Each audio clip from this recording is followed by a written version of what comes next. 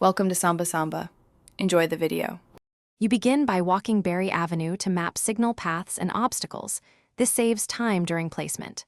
Once done, pick outdoor-rated mesh nodes with both 2, 4 and 5 GHz radios so you balance coverage and throughput.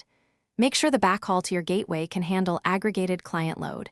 If not, budget for a 1 Gbps uplink. You're starting now, so stage cabling, PoE injectors, and permissions from property owners to avoid delays once installation begins. You mount the first gateway at the internet handoff and verify link quality before adding nodes. This creates a stable reference. Then, place nodes roughly 100 to 200 meters apart where possible, adjusting for trees and buildings to preserve line of sight.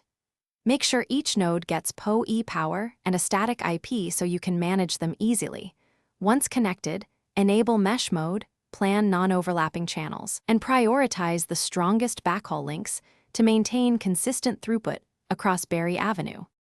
You finish by running a heat map and spectrum scan across Berry Avenue to confirm coverage and identify interference. This explains why adjustments matter. Once validated, tune transmit power and channel width to reduce co-channel interference and enable MIMO optimization for better client handling.